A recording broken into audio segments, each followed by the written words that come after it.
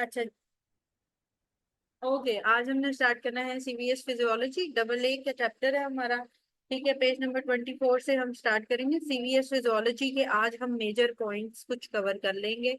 ठीक है, जिसके अंदर कुछ एमसीक्यूज या टॉपिक्स जो कि हमने पढ़ने हैं उनका थोड़ा बहुत नो हाउ ले लेंगे कि क्या होता है, किस तरह उनको मॉनिटर किया जाता है, उसमें कौन से एमसीक्यू ज्यादातर आते हैं। ठीक है, तो इस हिसाब से जो है वो हम आज थोड़ा सा इसको डिस्कस कर लेंगे। अच्छा, सीवीएस फिजियोलॉजी को स्टार्ट करने से पहले सबसे पहले तो आपको ईसीजी का पता होना चाहिए। ठीक है, ईसीजी मैं आपसे शेयर कर रही हूँ। तो ईसीजी में हमारे पास लीड्स होती हैं, ठीक है, जो हम पेशेंट पे लगाते हैं, और उसके बाद हमारे पास एक ईसीजी पैटर्न आ जाता है। ठीक है, जिसपे हम डिस्कशन करते हैं। ये ईसीजी एक पैटर्न आपको नजर आ रहा होगा, ठीक है, आप लोगों की स्क्रीन पे। ठीक हो गया। क्या होता है, हमारे पास पी वेव होती है, क्यूआरएस कॉम्प्लेक्स होता है, और टी वेव होती है। ठीक है, यू वेव बहुत कम। ठीक है, किसी किसी सिचुएशन में हमारे पास हाइपोकलीमिया के अंदर यू वेव आ जाती है। अम,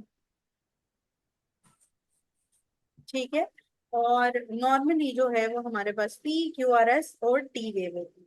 ठीक है, फिर इसके अंदर हमारे पास इंटरवल्स हैं, जैसे कि पी आर इंटरवल है, एस टी इंटरवल है, क्यू आर एस इंटरवल है। ये सारे इंटरवल्स जो हैं वो आ जाते हैं, जिनको हमने डिस्कस करना है।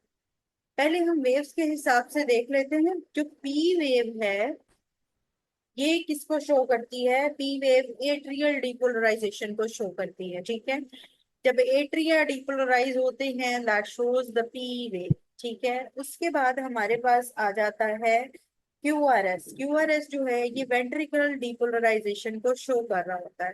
ठीक है, क्यूआरएस जो है वेंट्रिकुलर डिपोलराइजेशन को शो कर रहा होता है। ठीक है, फिर उसके बाद हमारे पास आखिरी आ जाती है टी वेव। ठीक है, जो टी वेव है that shows the ventricular repolarization. तो तीन चीजें हैं हमारे पास। P wave that is the atrial depolarization, QRS ventricular depolarization, और T wave is the ventricular repolarization. ठीक है, ये तीन चार चीजें जो हैं वो पी वेव, क्यूआरएस और टी वेव, ये सारी चीजें शो कर रही होती हैं। ठीक है। अच्छा, अब हमारे पास जो इन इंटरवल्स का है वो क्या है?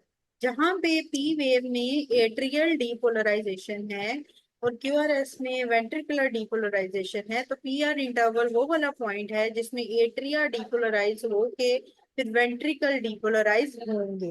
ठीक है, पी आर इंटरवल कौन सा इंटरवल है? जहां पे एट्रियल डिपोलराइजेशन से वेंट्रिकुलर डिपोलराइजेशन का एक सफर जो है वो कंप्लीट होता है। ठीक हो गया। फिर उसके बाद क्यू आर एस के बाद हमारे पास आ जाता है ये एस टी सेगमेंट। ठीक है, क्यू आर एस में जब वेंट्रिकुलर डिपोलराइजेशन हो रही होती है, तो एस टी सेगमेंट एक ऐसा पॉइंट होता है जहां पे वेंट्रिकुलर डिपोलराइजेशन कंप्लीट हो जाती है।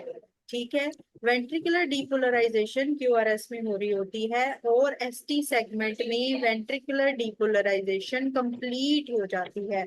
और फिर टी वेव जो हमारी आ रही होती है वो शो करती है वेंट्रिकुलर रिपोलराइजेशन। ठीक है, उसके बाद हमारे पास जो है वो क्यू टी और आर टी इंटरवल का एमसीक्यू बहुत दफा आता है। ठीक है, अब जो हमारे पास सिस्टोलिक फेज होती है उसके मुताबिक हमारे पास होता ही है वेंट्रिकुलर डीपोलराइजेशन से वेंट्रिकुलर रिपोलराइजेशन। ठीक है, ये पूरी फेज होती है। वेंट्रिकुलर डीपोलराइजेशन से रिपोलराइजेशन की जो स्टेज होती है, इसको हम सिस्टोलिक फेज कहते हैं। ठीक है, वो जो सिस्टोलिक फेज आती है उसको हम मेजर करते हैं विद द क्यूटी और आरटी इंटरवल से। ठीक है, क्यूटी या आरटी इंटरवल सिस्टोलिक फेज को शो करती है। ठीक है, अब इसमें हमने जो जो इंपॉर्टेंट चीजें पढ़ी वो मैंने आपको बताई। That shows the P wave, Q R S complex, T wave, you wave. ठीक है, उसके बाद P R interval, S T segment, और क्यू टी और आर टी इंटरवल, जो कि मोस्ट इंपॉर्टेंट एमसीक्यूज के अंदर हमारे पास आते हैं। ठीक है, ये समझ आ गई ईसीजी की? इसमें किसी का कोई क्वेश्चन?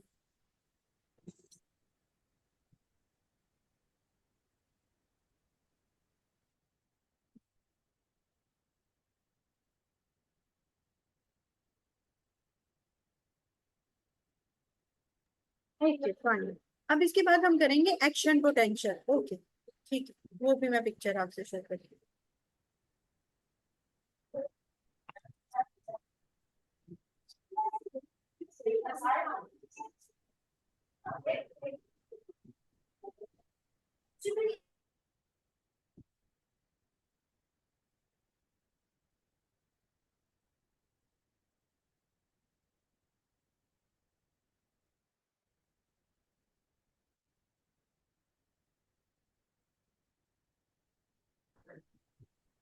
ओके,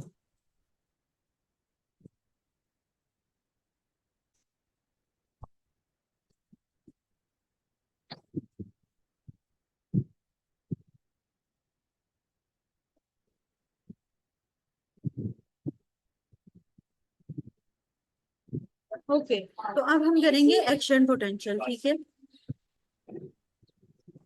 अच्छा जी, ये अब आपको शो हो रहा है एक्शन पोटेंशियल का एक, ठीक है, पिक्चर शो हो रही है। एक्शन पोटेंशियल के अंदर ना हमारे पास डिफरेंट, अच्छा ये वाली पिक्चर एक दफा देख लेते हैं, ये ज्यादा बेहतर। एक्शन पोटेंशियल जो हम मोस्टली, एक मिनट,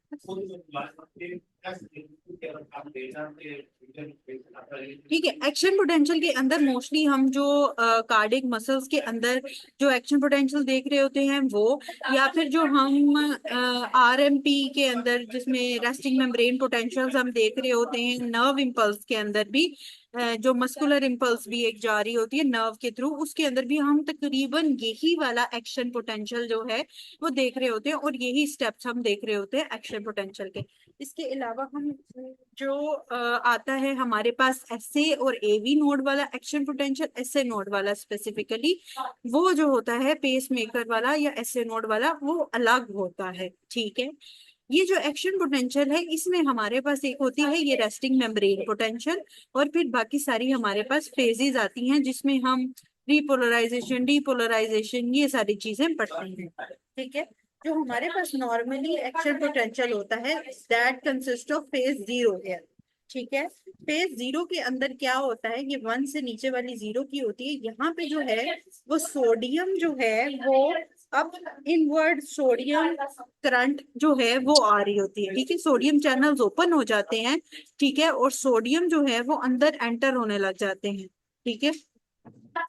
फिर उसके बाद जो है वो क्या होता है कि जब फेज वन के अंदर हम आते हैं तो सोडियम इनफ्लक्स आहिस्ता आहिस्ता कम हो जाता है, ठीक है। पोटाशियम चैनल्स भी ओपन हो जाते हैं क्योंकि पोटाशियम बाहर निकलने लग जाते हैं सेल से, और सोडियम जो है वो आहिस्ता आहिस्ता इस फेज के अंदर, ठीक है, इसको फेज वन कहेंगे, ठीक है। ये जीरो है, ये वन है, ठीक है। जो फेज वन है यहाँ पे पोटाशियम जो है थोड़ा थोड़ा बाहर जाने लग जाता है, लेकिन सोडियम स्लोली इनफ्लक्स हो रहा होता है, ठीक है।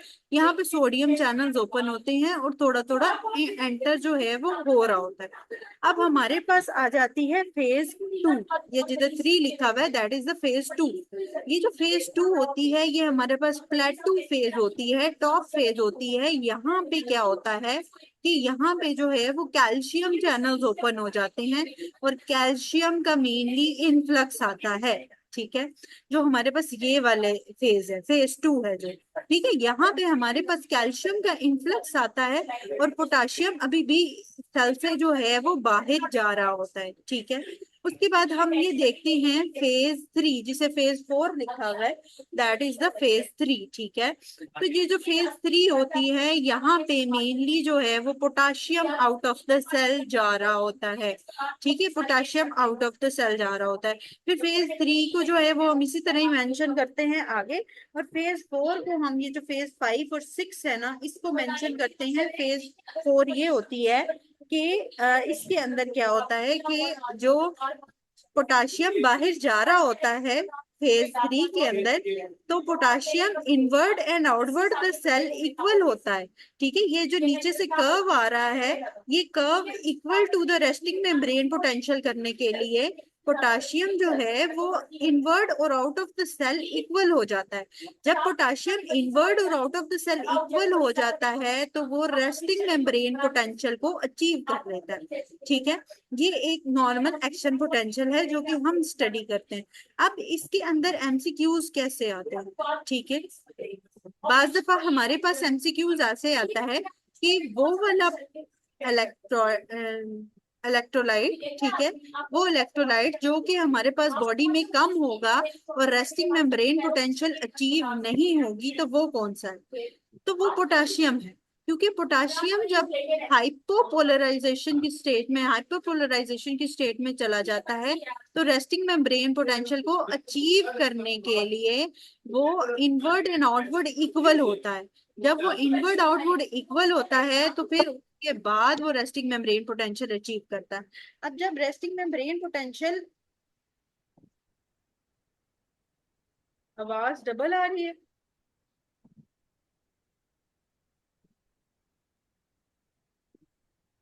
अब ठीक है। ठीक है, कोई कह रहा है ठीक है, अच्छा। अभी बताइएगा, अभी ठीक है। हाँ ठीक है। हाँ। Okay fine, thank you. Ma'am ma'am ये ईसीजी को जरा रिपीट कर दे, इसकी थोड़ा सा वो कर दो। अच्छा, मैं ईसीजी कर देती हूँ भी, पहले ये एक्शन पोटेंशियल एक दफा देख लें। अच्छा। ओके अब ओके। क्या है कि बाज दफा हमारे पास एमसीक्यूज आते हैं कि ऐसा इलेक्ट्रोलाइट डिफाइन करें या बताएं जिसकी वजह से जो है वो एक्शन पोटेंशियल जनरेट नहीं होगा। तो अब आप इसमें देख रहे हो कि जब पोटाशियम जो है वो फेज 3 में बाहर जा रहा होता है सेल से, तो वो बाहर जाते जाते हाइपरपोलराइजेशन की स्टेट क्रिएट कर देता है। जब वो हाइपरपोलराइजेशन की स्टेट क्रिएट करता है तो उसके बाद पोटेशियम इनवर्ड और आउट ऑफ द सेल जो है वो इक्वल होते हैं। और इक्वल उसके इफ्लक्स के बाद ही वो इक्वल होता है, और इक्वल के बाद वो रेस्टिंग मेम्ब्रेन पोटेंशियल को अचीव कर लेता है। अब जब एक आपको समझ आ गई है कि एक रेस्टिंग मेम्ब्रेन पोटेंशियल आई है, तो फिर ही नेक्स्ट एक्शन पोटेंशियल जनरेट होगा।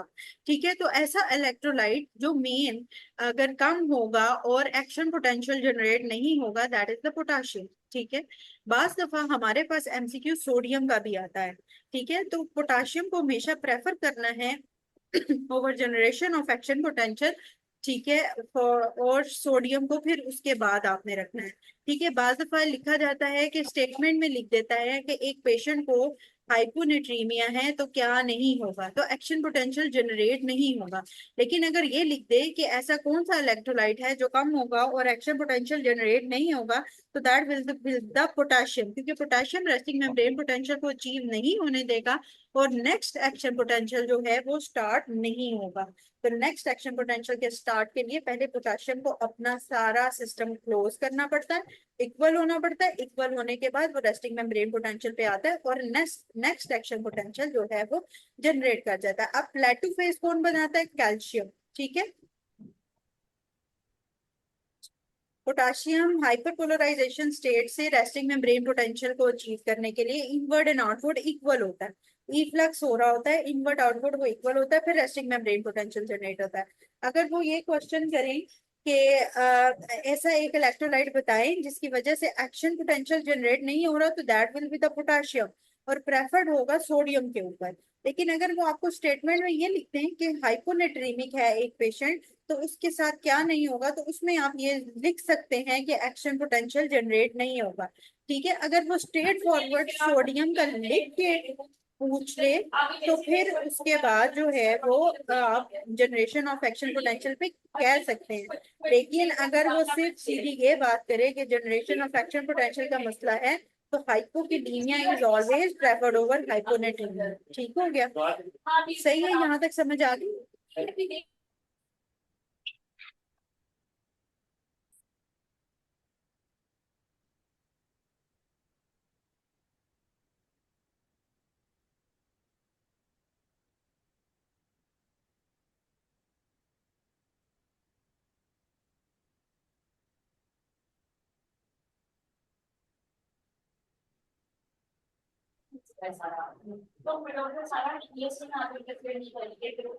अच्छा चलें। तो इसके बाद जो है वो एक्शन पोटेंशियल के अंदर फिर क्या है हमारे पास जो ये जनरेट हो रही है प्लेटो, वो किसकी वजह से हो रही है? प्लेटो किसकी वजह से जनरेट हो रहा था एक्शन पोटेंशियल में?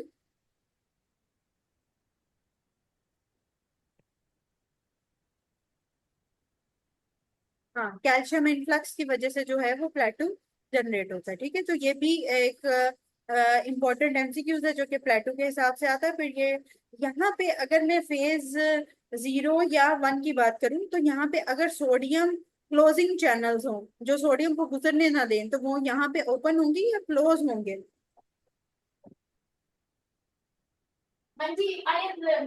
सोडियम क्लोजिंग चैनल्स यहाँ पे।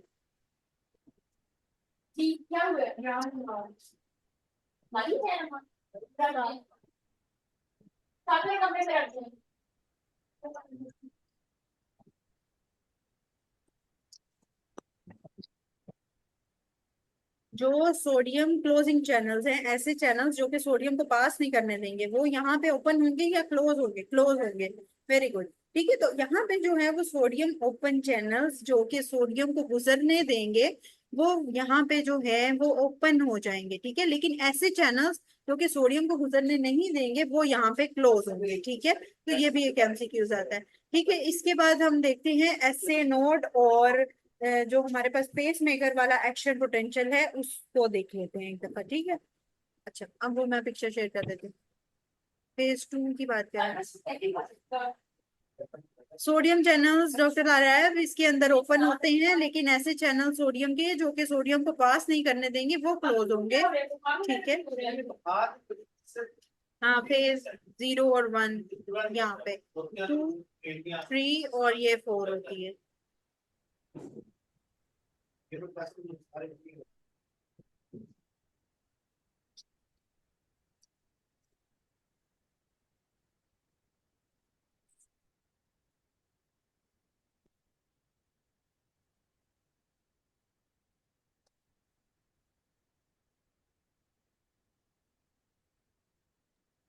ओके जी, अब ये है जी हमारे पास पेस मेकर या एसए नोड का एक्शन पोटेंशियल। ठीक है, इसके अंदर हमारे पास तीन फेजेस हैं, फेज 4, फेज 0 एंड फेज 3।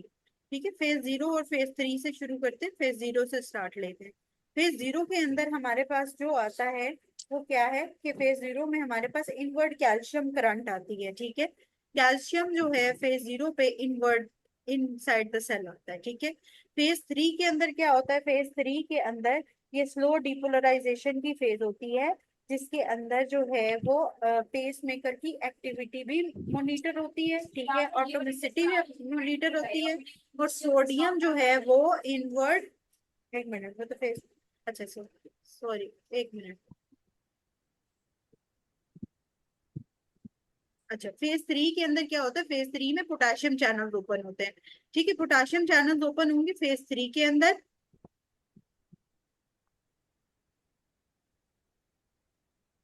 अच्छा, फेज 3 के अंदर जो है वो पोटाशियम चैनल्स ओपन होंगे, पोटाशियम चैनल्स जो है वो पोटाशियम ई फ्लक्स जो है वो फेज 3 में होगा।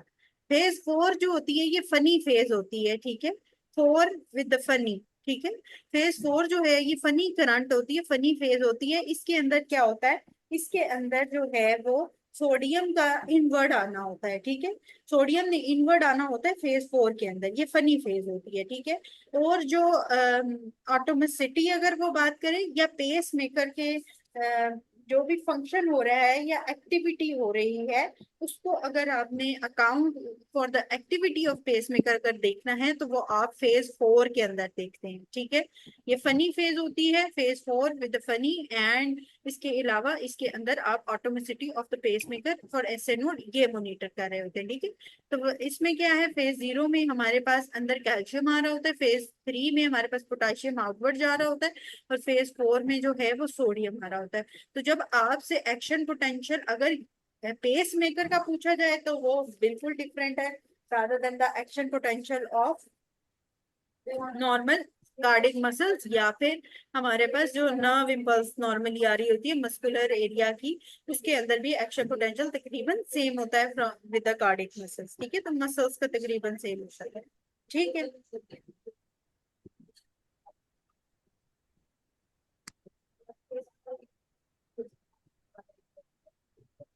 ठीक हो गया। अब यहाँ पे एमसीक्यूज क्या आते हैं हमारे पास कि अगर वो ये पूछें कि pacemaker activity of SA node हम से मॉनिटर करते हैं तो क्या होगा,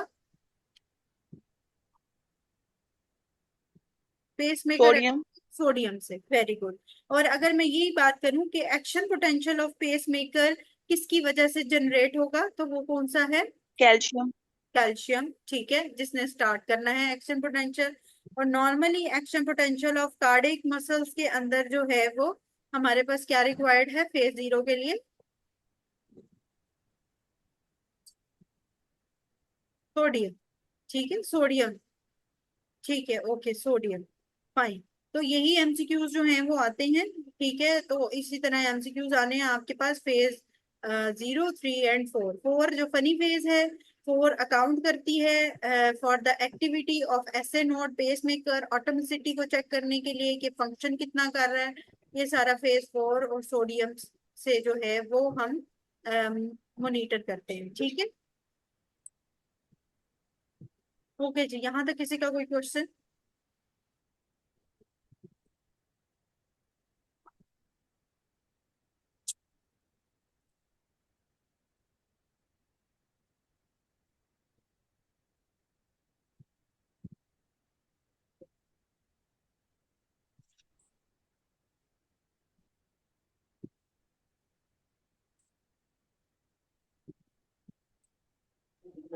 अच्छा ठीक है, अब इसके बाद क्या है कि हमारे पास जो है, जो भी पेस मेकर की लोकेशंस होती हैं, एसए नोड, एवी नोड और इसके अलावा परकंजे फाइबर्स होते हैं, ठीक है। वो मैं आपको दिखा देती हूँ, एसए, एवी और परकंजे।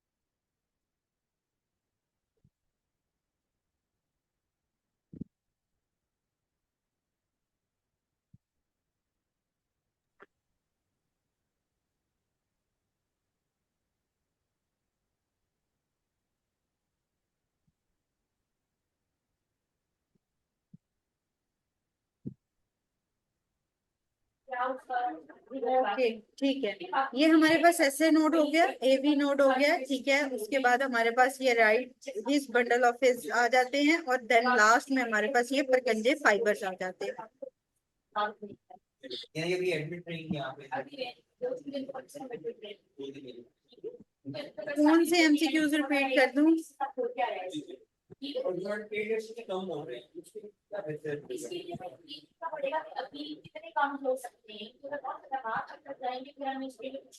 ऐसे नोड, अभी तो ऐसे नोड शुरू किए हैं। ऐसे node, AV node, bundle of फेज और परकंजे फाइबर्स, ठीक है। इसके अंदर क्या है कि जो हमारे पास ऐसे नोड होता है, इसकी जो हमारे पास रेट आता है वो 60 to 80 आता है। एवी नोड का हमारे पास जो रेट आता है दैट इज द 40 to 60। और इसके बाद जो है वो हमारे पास परकंजे फाइबर्स आ जाते हैं, जिनका रेट आता है 20 to 40, ठीक है। तो कितने रेट किस तरह आता है? 60 to 80, 40 to 60 और 20 to 40 रेट जो है वो हमारे पास आ रहा होता है एस सी, एवी और परकंजे फाइबर्स, ठीक है। उसके बाद हमारे पास जो है वो स्पीड ऑफ हार्ट रेट आ जाती है। स्पीड ऑफ हार्ट रेट में पहले एसए नोड की स्पीड सबसे ज्यादा होती है, फिर एवी नोड की स्पीड ज्यादा होती है, फिर परकंजे फाइबर्स की स्पीड ज्यादा होती है, ठीक है। स्पीड यही है जो हम मैंने अभी बताई है, 60, 80।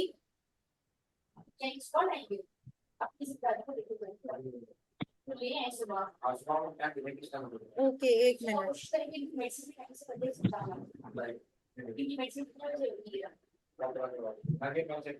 अच्छा, एक मिनट मुझे दे।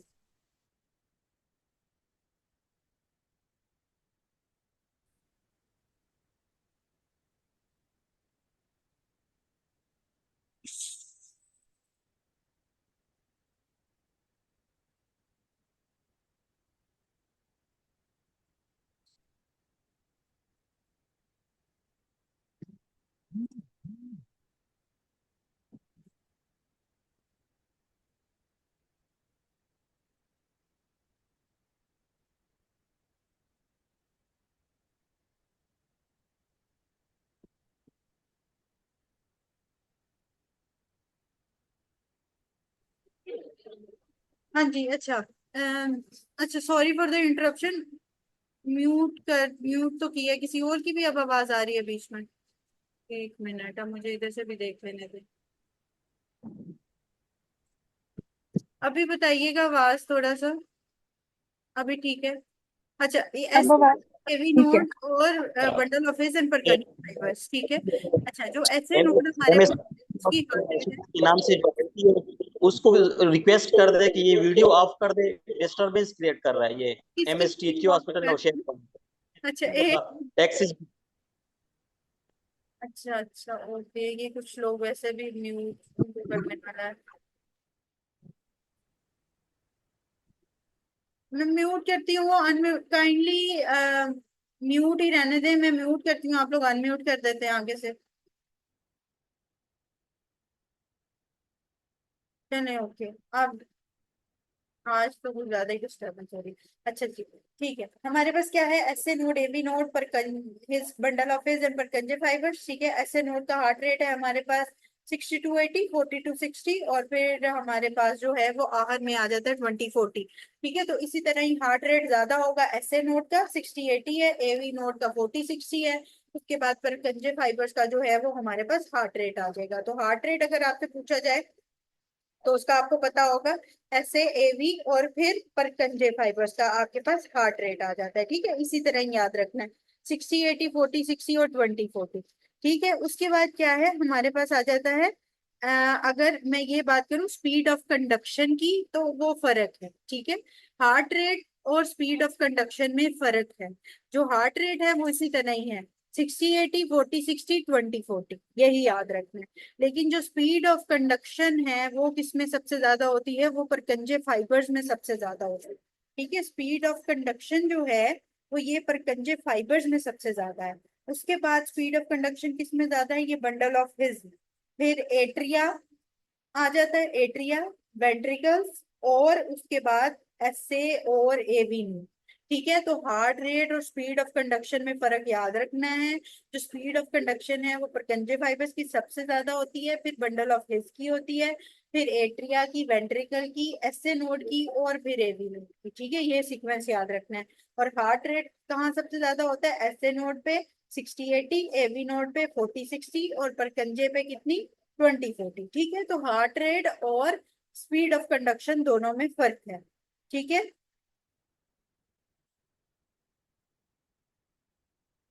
ठीक हो गया। अब क्या है कि जब हमारे पास ये हार्ट रेट और स्पीड ऑफ कंडक्शन की अगर बात आ जाती है, तो अगर मैं बात करूं स्पीड ऑफ कंडक्शन परकंजे फाइबर्स पे ज्यादा है, तो वो क्यों ज्यादा है। जो परकंजे फाइबर्स पे स्पीड ऑफ कंडक्शन इसलिए ज्यादा है क्योंकि ये वाइड इन डायामीटर होते हैं, बहुत खुले खुले होते हैं। फिर दूसरे नंबर पे इनमें जो गैप जंक्शंस हैं वो बहुत बड़े होते हैं। जो गैप जंक्शंस होते हैं वो कार्डियक मसल्स के अंदर आपको मिलते हैं, और वो करंट को जो है वो ट्रांसफर करते हैं। ठीक है, वाइड डायामीटर, और इसके अलावा क्या है, गैप जंक्शन ज्यादा। फिर तीसरे नंबर पे क्या आता है कि परकंजे फाइबर्स में सोडियम चैनल्स बहुत बड़े होते हैं। तो सोडियम चैनल जहाँ पे एक्शन पोटेंशियल जनरेट करते हैं वहां पे ये बहुत बड़े होते हैं। ठीक है, परकंजे फाइबर्स में सोडियम चैनल्स जो हैं वो large number of sodium channels होते हैं, जिसकी वजह से इनकी स्पीड ऑफ कंडक्शन ज्यादा होती है। फिर चौथे नंबर पे क्या होता है कि इसके अंदर मायोफिब्रिल्स की अमाउंट कम होती है। ठीक है, थोड़े मसल्स होते हैं, थोड़े मायोफिब्रिल्स होते हैं, उसकी वजह से जो है वो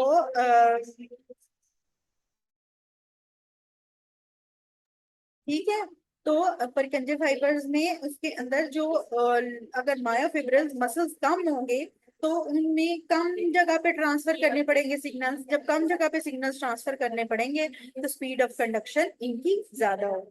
ठीक है, लास्ट पे क्या है कि इनका शॉर्ट रिफ्रैक्टरी पीरियड होता है, जिसकी वजह से स्पीड ऑफ कंडक्शन इनकी ज्यादा होती है। तो इन सीक्वेंस को याद रखना है। सीक्वेंस फिर से बता रही हूँ कि जो स्पीड ऑफ कंडक्शन है परकंजे फाइबर्स में इसलिए ज्यादा है क्योंकि इनका वाइड डायामीटर है, फिर इनके पास large number of gap junctions हैं, फिर इनके पास large number of sodium channels हैं, फिर इनके पास मायोफिब्रिल्स कम हैं, और शॉर्ट रिफ्रैक्टरी पीरियड है इसका। ठीक है, तो स्पीड ऑफ कंडक्शन और हार्ट रेट या स्पीड ऑफ हार्ट रेट आपको पता होना चाहिए कि किस में ज्यादा है और किस में कम है। ये सीक्वेंस एमसीक्यूज में पूछा जाता है। ठीक हो गया।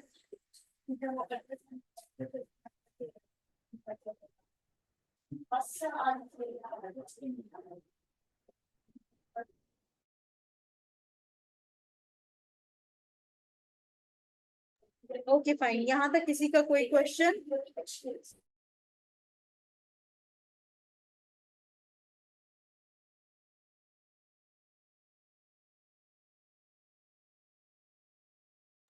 ओके फाइन, ठीक है।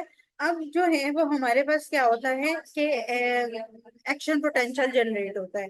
जब हमारे पास एक्शन पोटेंशियल जनरेट होता है तो हमारे पास जो कार्डिक और जो स्केलेटल मसल होता है ना, उसके अंदर हमारे पास एक्टिन एंड मायोसिन होती है। ठीक है, तो वो अपनी बॉन्डिंग करती हैं एक्टिन एंड मायोसिन जब भी एक्शन पोटेंशियल जनरेट होता है। ठीक है, उसके हमारे पास एमसीक्यूज आते हैं। अब पहले हम एक्टिन एंड मायोसिन और एक सार्कोमेयर यूनिट, ठीक है, सार्कोमेयर एक कंट्रेक्टाइल यूनिट होता है मायोकार्डियल सेल का कह लो या स्केलेटल मसल का, एक कंट्रेक्टाइल यूनिट जो होता है वो सार्कोमेयर होता है। ठीक है, अब हम उसको सार्कोमेयर को एक दफा स्टडी कर लेते हैं। ठीक है,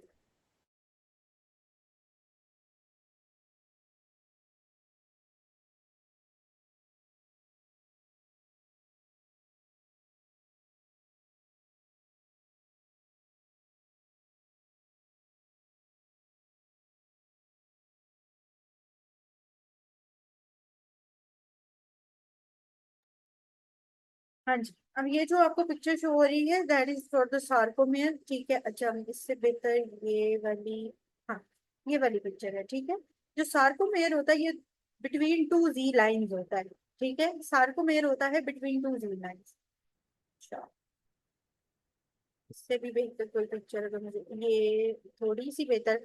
ठीक है, तो सार्कोमेयर है it's between two Z line, ये आपको सी ग्रीन कलर में नजर आ रही है, that is the Z line.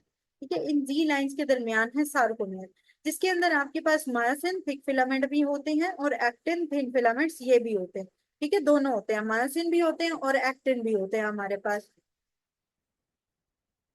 ठीक है, और बीच में जो होती है ये हमारे पास एच जोन होता है जिसमें हमारे पास एम लाइन होती है, और ए बैंड होता है जिसमें हमारे पास क्या होता है, मेजरली हमारे पास जो है वो मायोसिन होती है ए बैंड के अंदर, और थोड़ा थोड़ा पोर्शन जो है हमारे पास ये एक्टिन या थिन फिलामेंट का भी आ रहा होता है। ये जो ग्रीन कलर का है ये थिन फिलामेंट है। ठीक है, तो अगर मैं ये ए बैंड कहूँ यहाँ से लेके यहाँ तक, तो इसमें आप देख रहे हैं कि जो रेड में मायोसिन है उसका पोर्शन ज्यादा है रादर देन दिस एक्टिन या थिन फिलामेंट। ठीक है, तो ए बैंड के अंदर एमसीक्यू जो हमारे पास आता है उसमें हमें पता है कि मेजरली जो है ए बैंड में हमारे पास मायोसिन है, और कुछ पोर्शन जो है वो थिन फिलामेंट या एक्टिन का भी होता है ए बैंड में। ठीक है, और जब हमारे पास कॉन्ट्रैक्शन हो रही होती है, तो जब हमारे पास कॉन्ट्रैक्शन होती है तो सार्कोमेयर जो है वो कॉन्ट्रैक्ट कर जाता है, जिसकी वजह से हमारा ए बैंड तो नॉर्मल रहता है, एच जोन डिसअपेयर हो जाता है। ठीक है, यहाँ पे आई बैंड भी होता है वो भी डिसअपेयर हो जाता है। ठीक है,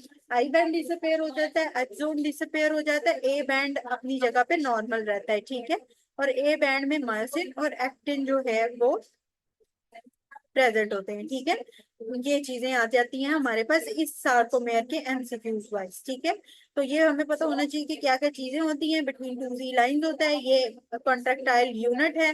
ठीक है, तो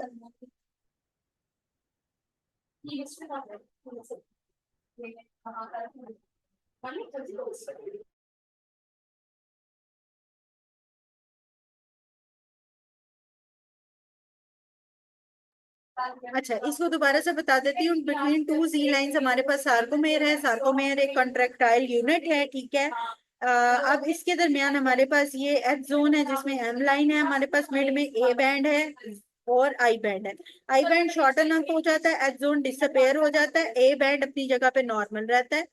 ए बैंड के अंदर हमारे पास मायोसिन और एक्टिन फिलामेंट्स दोनों पाए जाते हैं, लेकिन मायोसिन रेड आप ज्यादा देख रहे हैं ए बैंड में rather than this green actin filament. तो मेजरली ए बैंड में हमारे पास मायोसिन पाए जाते हैं और एक्टिन जो है वो थोड़ा सा पोर्शन जो है वो कवर करता है। ठीक है, तो ये इसमें ये एमसीक्यू आते हैं। ओके,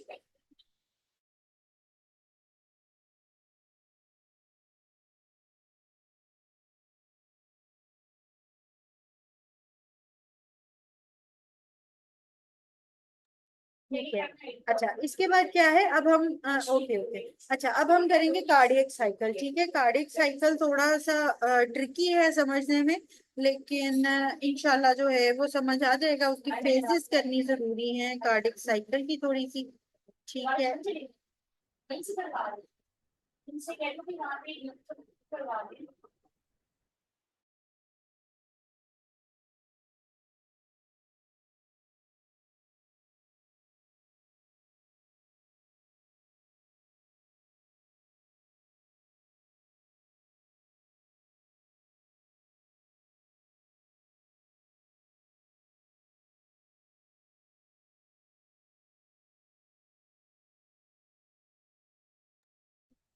अच्छा अब ये जो हमारे पास कार्डिक साइकिल है, इसके अंदर हमारे पास जो है वो फेजेस ऑफ कार्डिक साइकिल के अंदर हमारे पास एट्रियल सिस्टले होता है, ठीक है, जो शुरू होता है जिसके अंदर ये एट्रियल डीपोलराइजेशन पी वेव आती है, ठीक है, सही है, पी वेव आती है, एट्रियल डीपोलराइजेशन, और ये हमारे पास एट्रियल सिस्टले जो है ये बिगन होता है जिसके अंदर एट्रियल कॉन्ट्रैक्ट करता है और forces blood into the ventricle, ठीक है, इसमें हमारे पास आती है एट्रियल